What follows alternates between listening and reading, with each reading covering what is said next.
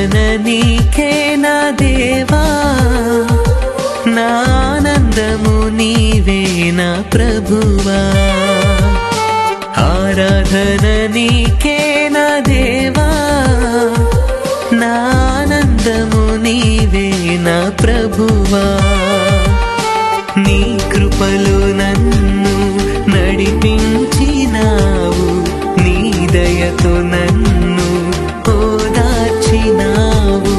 నీ కృపలో నన్ను నడిపించినావు, నీ దయతో నన్ను ఓదార్చినావు.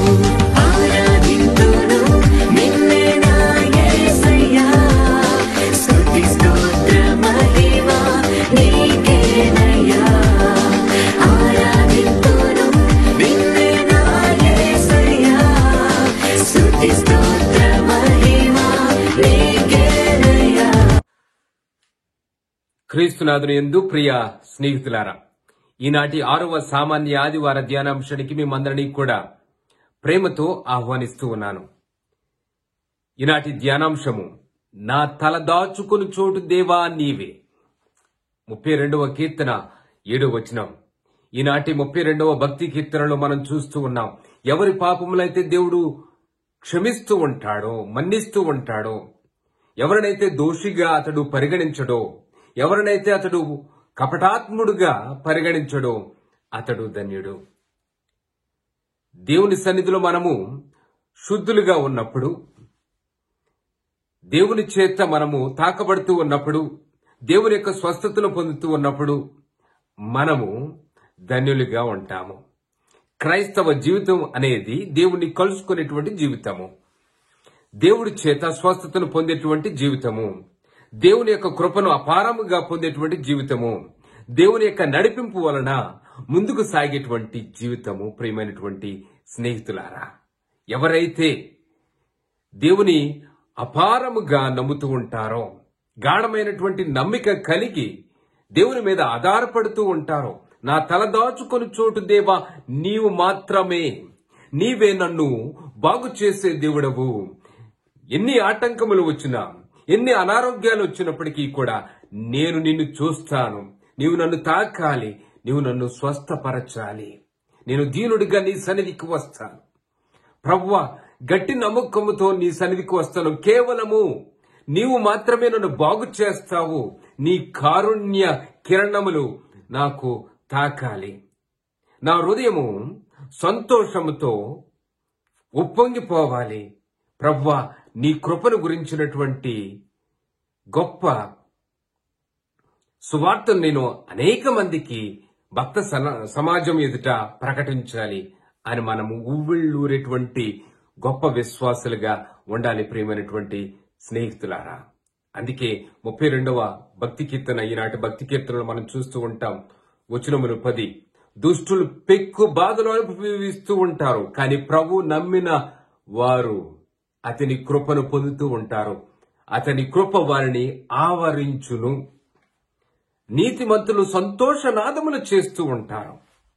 కాబట్టి క్రైస్తవ జీవితం అనేది దేవుని యొక్క ఆలింగనములో ఉండవలసినటువంటి జీవితం, దేవునికి సమీపములో ఉండవలసినటువంటి జీవితము, దేవుని చేత తాకబడవలసినటువంటి జీవితము, దేవుని యొక్క స్వస్థతకు గురవ్వాల్సినటువంటి జీవితము. ప్రియమైనటువంటి స్నేహితులారా, శుద్ధులుగా ఉండవలసినటువంటి మనము అనేక పాపములు చేసి అశుద్ధులుగా ఉంటూ ఉన్నాము. కానీ దేవుని సన్నిధికి వస్తూ ఉన్నప్పుడు దేవుడు ఏ విధంగా మన హృదయాన్ని చూస్తూ ఉన్నాడో మనం చూద్దాం. అదే మనం నేర్చుకోవాలి ఈనాటి సువార్త ద్వారా, ఈనాటి పట్టణముల ద్వారా. మనము దేవుని సన్నిధికి వచ్చినప్పుడు దీన మనసు కలిగిన వారమై ఉండాలి. మోకరించి మన యొక్క దీనత్వాన్ని ప్రభు ఎదుట ప్రకటించగలిగిన వారమై ఉండాలి. అదే ఒక మాదిరిని ఈనాటి సువార్త ద్వారా మనము చూస్తూ ఉన్నాము. మార్కు సువార్త 1వ అధ్యాయము వచనములు 40 నుండి 45 వరకు వచనములు చూస్తూ ఉన్నప్పుడు మనకు అర్థమవుతూ ఉంది, కుష్ఠ రోగిని దేవుడు ఏ విధంగా అయితే స్వస్థపరుస్తూ ఉన్నాడో, నిన్ను నన్ను కూడా స్వస్థపరచడానికి ప్రభు సంసిద్ధంగా ఉన్నాడు. ఒక కుష్ఠరోగి ప్రభు సన్నిధికి వచ్చి మోకరించి దీనత్వముతో ప్రాధేయపడుతూ బ్రతిమాలుతూ నీకిష్టమైనచో నాకు స్వస్థతను దయచేయి అని వేడుకుంటూ ఉన్నాడు. దేవుని మనము కూడా వేడుకుందాం. ప్రాధేయపడి దేవుని సన్నిధికి వచ్చినప్పుడు, దేవుని మందిరంలోనికి మనం అడుగు పెడుతూ ఉన్నప్పుడు ఏ విధంగా ఉండాలి అనేది ఈ సువార్త ద్వారా మనము తెలుసుకుంటాం. మనం అనేక మార్లు గర్వ స్వభావంతో వచ్చినట్లయితే, వాక్యాన్ని వింటూ ఉన్నప్పుడు దీన స్వభావం లేకుండా ఉన్నట్లయితే దేవుని యొక్క హస్తాన్ని మనము దూరం చేసుకుంటాము. దేవుని యొక్క స్వస్థతను మనం దూరం చేసుకుంటాము. దేవుని యొక్క సమాధానాన్ని మనం దూరం చేసుకుంటాము. దేవుడిచ్చేటువంటి వరములను మనం దూరం చేసుకుంటాము. కాబట్టి దీన మనసు కలిగిన వారమై ఉన్నప్పుడు దేవుడు ఏం చేస్తాడు? ఈనాటి సువార్తలు తెలుసుకుందాం. దేవుడు జాలిపడి చేయి చాచి తాకి నాకు ఇష్టమే అని చెప్తూ ఉన్నాడు. కాబట్టి దేవునికి ఇష్టమైనటువంటి వారిగా మనం ఉండాలి అంటే, దేవుని ఎదుట మనము ధన్యులుగా పరిగణించబడాలి అంటే, తన బిడ్డలుగా మనం చేసినటువంటి ఘోర పాపములను ఒప్పుకోవలసినటువంటి ఆవశ్యకత ఉన్నది. దివ్య సంస్కారాల ద్వారా మనము పరిశుద్ధులుగా కావించబడ్డానికి శ్రీసభ మనకిస్తున్నటువంటి గొప్ప అవకాశము. పాప సంకీర్తన అనేటువంటి సంస్కారం ద్వారా మనము కూడా దేవుని యొక్క కృపను మరలా పొందుతూ ఉంటాము. దేవుని యొక్క కరుణను పొందుతూ ఉంటాము. దేవుని యొక్క స్వస్థతను పొందుతూ ఉంటాము. అలనాడు కుష్ఠరోగులు అందరూ కూడా అపరిశుద్ధులుగా వారు ప్రకటించుకోవలసినటువంటి పరిస్థితి. అదే ఈనాటి మొదటి పట్టణంలో మనం చూస్తూ ఉంటాం. లేవీకాండము 13వ అధ్యాయము. ఈ 13వ అధ్యాయములో కుష్ఠను గురించినటువంటి నియమాలు దేవుడు మోషేకు అహరోనుకు బోధిస్తూ ఉన్నాడు. కుష్ఠ ఉన్నంత కాలము వారు అపరిశుద్ధులుగా పరిగణించబడుతున్నటువంటి సందర్భం. కాబట్టి వారు అపరిశుద్ధులుగానే ఉంటూ ఉన్నారు. వారు శుద్ధులు అవుతూ ఉన్నారా లేదనేది మరలా అహరోను యాజకుల దగ్గరికి వెళ్లి వారు చూపించుకోవలసినటువంటి అవసరం ఉన్నది. అంతవరకు వారు ఏకాంతంగా శిబిరము వెలుపల మాత్రమే జీవించవలసినటువంటి పరిస్థితి, దీనస్థితి ఉన్నది. మరి అటువంటి సమయంలో ఒక కుష్ఠరోగి ప్రభు సన్నిధికి వస్తూ ఉన్నాడు. అవమానాలను అధిగమిస్తూ ఉన్నాడు. ఆటంకాలను అతడు లెక్క చేయడం లేదు. ప్రభువు తన దేవుడని గ్రహిస్తూ ఉన్నాడు. కేవలం ఆయన మాత్రమే వైద్యుడని గ్రహిస్తూ ఉన్నాడు. పరమ వైద్యుడైనటువంటి యేసు ప్రభు దగ్గరికి వచ్చినటువంటి అతడు ఎంతో దీనతో, ఎంతో భక్తితో మోకరిల్లి ప్రాధేయపడి ప్రభువుకు మొరపెట్టుకుంటూ ఉన్నాడు. అనేక మార్లు మన యొక్క ప్రార్థన దేవుడు వినడం లేదని మనం అనుకుంటున్నాం. ఏ విధంగా మనము దేవుని ఎదుట మన మనస్సును ప్రదర్శిస్తూ ఉన్నాము, మన భక్తిని ప్రకటిస్తూ ఉన్నాము, మనం ఏ విధంగా ప్రార్థన చేస్తూ ఉన్నాము. కాబట్టి ఈ పఠనముల ద్వారా మనం తెలుసుకుంటాం, దేవుడు కరుణామయుడైనటువంటి దేవుడని, దేవుడు మనకు స్వస్థతను దయచేస్తాడని, తన కృప మనలను అంటిపెట్టుకుని ఉంటూ ఉందని, దేవుడు తాను ప్రేమించు వారికి ఎల్లప్పుడూ కూడా తోడుగానే ఉంటాడని, తనను నమ్మిన వారికి ఎల్లప్పుడూ కూడా స్వస్థతను దయచేస్తాడని మనం నమ్మాలి. 2వ పట్టణంలో పునీత పౌలు గారు కొరింథీయులకు రాసినటువంటి మొదటి లేఖ 10వ అధ్యాయము వచనముల 31 నుండి 33 వరకు చెప్తూ ఉంటారు.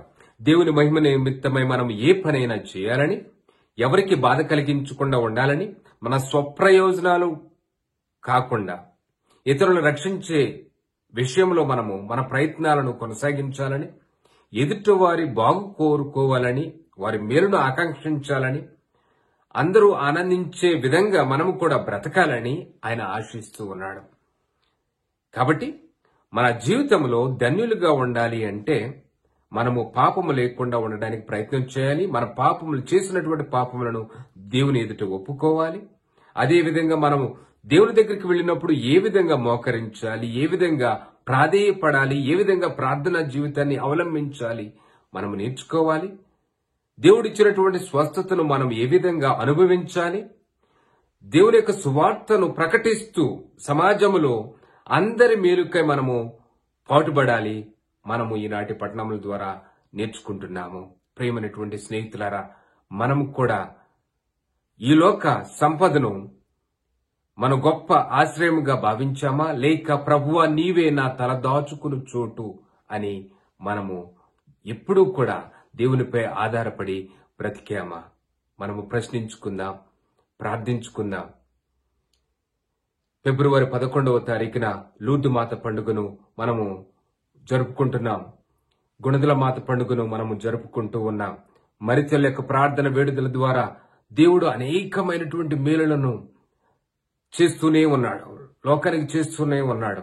అనేక మందిని అతడు అనారోగ్యవంతులను బాగు చేస్తూ ఉన్నాడు. ఈరోజు కూడా మన కుటుంబాలలో ఎవరైతే అనారోగ్యంతో ఉన్నారో వారందరినీ కూడా మరితల్లి యొక్క ప్రార్థన విడుదల ద్వారా దేవునికి సమర్పించుకుందాం. పరిశుద్ధుడు అయినటువంటి దేవానికి స్తుతులు స్తోత్రములు కలుగునుగాక. నీ దివ్య కుమారుడైనటువంటి యేసయ్య దివ్య హస్తము చేత మమ్ము బాగు చేయండి. నీవు మాకై పంపించినటువంటి నీ దివ్య కుమారుడు 5 గాయముల వలన కారినటువంటి రక్తములో మమ్మలను కూడా శుద్ధి చేయండి. ప్రభువా, అపరిశుద్ధులుగా ఉన్నటువంటి మమ్ము నీ దివ్య కుమారుని రక్తములో శుద్ధి చేయండి. మాకు అంతరంగిక స్వస్థతను దయచేయండి. నీ కృపలో మమ్ము బలపరచండి, నీ ప్రేమలో బలపరచండి. మా ఈ మనవులన్నింటినీ ప్రభువా నీ దివ్య కుమారుడైన యేసు నామమున అడిగి వెడుచున్నాము. Amen. God bless you all. ఆరాధింతును